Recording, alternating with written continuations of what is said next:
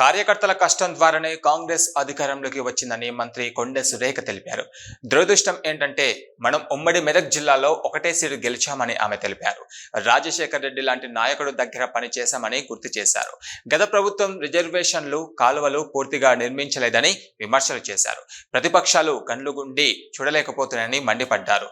గత ప్రభుత్వం 10 ఏళ్లలో తెలంగాణను అప్పుల ఊబిలో నెట్టేసిందని ఆరోపించారు. సిద్దిపేట జిల్లా నుంగనూరు మండల కేంద్రంలో ఇందిరమ్మ ఇంటి నమూనా గృహానికి మంత్రి కొండె సురేఖ భూమి పూజ చేశారు.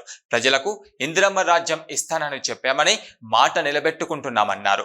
ప్రభుత్వం 4 కార్యక్రమాలు ప్రతిష్టాత్మకంగా తీసుకుంటుందని, అర్హత ఉన్న ప్రతి కుటుంబానికి ప్రభుత్వ పథకం అందుతుందన్నారు.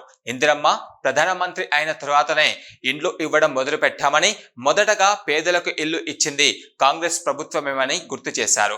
ప్రభుత్వ పథకాలు సిద్దిపేట నియోజకవర్గంలో తప్పకుండా అమలు చేస్తామని, మెదక్ జిల్లాలో నియోజకవర్గ ఇన్ఛార్జీలు చాలా కష్టపడి పనిచేస్తున్నారన్నారు. బెదిరిస్తే భయపడాల్సిన అవసరం మనకు లేదని, వాళ్లే మనకు భయపడాలన్నారు.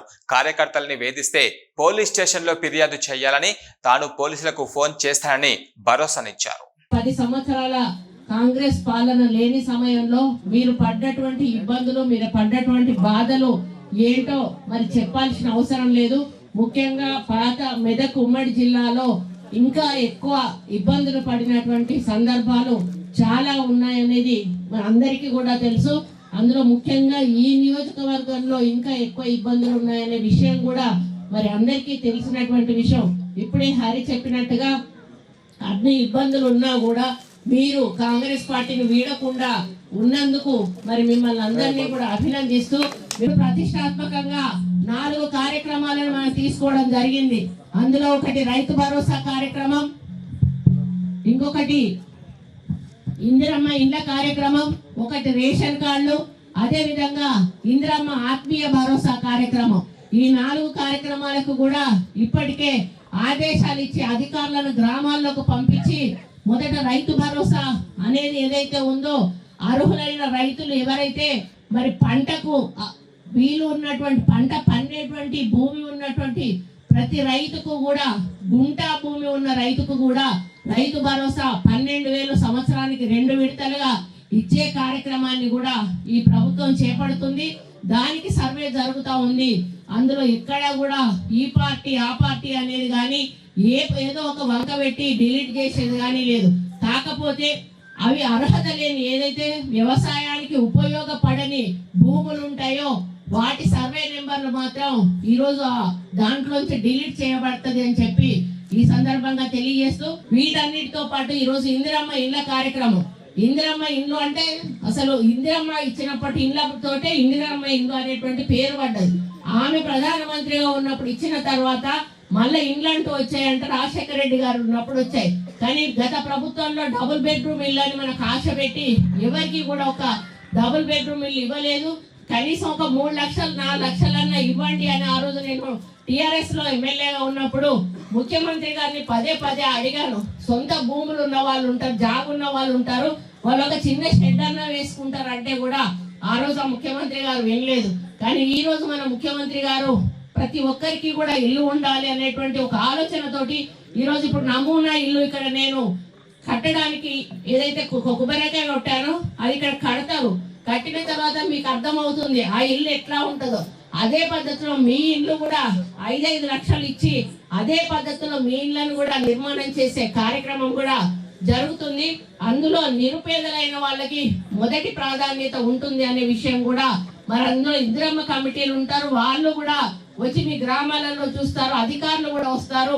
అనర్హత ఉన్న వాళ్ళకి ఎవరికి కూడా ఎవరు పైరవి చేసినా కూడా ఇచ్చేది లేదు, అర్హత ఉన్న వాళ్ళను ఎవరి పైరవి చేసినా కూడా తీసేసేది లేదు అనే విషయాన్ని కూడా ఈ సందర్భంగా మీకు విజ్ఞప్తి చేస్తా ఉన్నాను. మనం ఇన్ని కార్యక్రమాలు చేసినా కూడా ప్రజల్లో స్పందన లేదు అనేది మనందరికీ అర్థమవుతా ఉంది. ఎందుకు అంటే మనకు ప్రభుత్వం రాగానే మనకు ప్రశాంతత వచ్చింది, ఇంకా మనకేమున్నది లేదు, ప్రశాంతంగా తిరిగి పడుకుంటా ఉన్నాం. దానివల్ల ఈరోజు మనకి ఏమవుతుందంటే ప్రతిపక్షాలు దాడి చేస్తా ఉన్నాయి. ఉన్నది లేనట్టుగా, లేనిది ఉన్నట్టుగా ప్రజలకు మరి ఒక సోషల్ మీడియా ద్వారా వైరల్ చేసుకుంటూ మరి పబ్బం గడుపుకుంటూ ఈరోజు మన ప్రభుత్వాన్ని ప్రతిష్ట దిగజార్చే కార్యక్రమం చేస్తా ఉంది. మన ముఖ్యమంత్రి గారి పరిపాలనను ప్రజలు అనుమానించే కార్యక్రమాన్ని చేస్తా ఉన్నారు. అటువంటి వాళ్ళకు గట్టిగా బుద్ధి చెప్పాలంటే మనం చేసే ఈ ప్రతి కార్యక్రమాన్ని కూడా ప్రజల్లోకి తీసుకుపోవాల్సిన బాధ్యత ప్రతి ఒక్క నాయకుడికి కార్యకర్తకు కూడా ఉంది. ఈ రోజు చేపట్టిన ఈ 4 సంక్షేమ పథకాలు కూడా మీరందరూ కూడా మరి ఇంటింటికి గడప గడపకు తిరిగి మరి వాళ్ళకి అందించాల్సిన అవసరం ఉందని కూడా ఈ సందర్భంగా విజ్ఞప్తి చేస్తా ఉన్నాను. ఎందుకంటే త్వరలోనే లోకల్ బాడీ ఎన్నికలు రాబోతా ఉన్నాయి. ఇప్పుడే మరి యాదగిరి అన్నట్టు, హరి అన్నట్టు మరి మనలాంటి మీలాంటి నాయకులు ఉంటే మేము గెలిచి చూపిస్తామన్నారు. మేము తప్పకుండా మీ వెంట ఉంటాం. ఎందుకంటే ఇన్ఛార్జ్ గా నాకు కూడా బాధ్యత ఉంది. ఇక్కడ మండల ప్రెసిడెంట్లను, ఎంపీటీసీలను, సర్పంచ్లను, జెడ్పీటీసీలను గెలిపించినప్పుడే నాకు కూడా మరి హైకమాండ్ దగ్గర ఇన్ఛార్జ్ మినిస్టర్ గా తలెత్తుకు తిరిగేటువంటి నాకు ధైర్యం ఉంటది. కాబట్టి నేను ధైర్యంగా తలెత్తుకు తిరగాలి అంటే మీరు బాగా పనిచేయాలి అంటే మీరు ఇచ్చిన సమస్యల మీద నేను స్పందించాలి. కాబట్టి ఆ విధంగానే నేను ఎప్పుడు కూడా మరి ఈ నియోజకవర్గాల అభివృద్ధి మీద దృష్టి సారిస్తూ ప్రభుత్వం నుంచి రావాల్సిన ఫండ్స్ కానీ, మరి కలెక్టర్ల నుంచి రావాల్సిన ఫండ్స్ కానీ, ఇతర డిపార్ట్మెంట్ల నుంచి రావాల్సిన ఫండ్స్ ఏమైనా ఉంటే 100% రప్పించి అభివృద్ధిలో ఎక్కడా కూడా వెనక్కిపోకుండా నా వంతు సహకారం అందిస్తూ మిమ్మల్ని ముందుకు తీసుకువెళ్తానని తెలియజేసుకుంటూ మిమ్మల్ని బెదిరిస్తున్నారని చెప్తా ఉన్నారు. బెదిరిస్తే భయపడాల్సిన అవసరం మనకు లేదు. ఈ రోజు మన ప్రభుత్వం అధికారంలో ఉంది.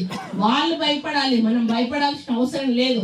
కాబట్టి మీకు ఒక్కటే చెప్తా ఉన్నా, మిమ్మల్ని ఎవరు పిలిచినా కూడా భయపడకండి. వెళ్ళి పోలీస్ స్టేషన్ లో పిటిషన్ ఇవ్వండి.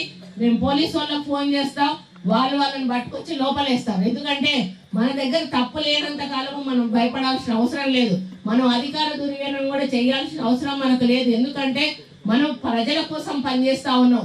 ఎవరు కోన్కిస్కా గొట్టంగాల్లో టీఆర్ఎస్ వాళ్ళు ఏదో అన్నారని చెప్పేసి మనము ప్రజల కోసం పనిచేయకుండా ఉండేటువంటి మనస్తత్వం మనది కాదు. కాబట్టి మీరు పని చేయండి.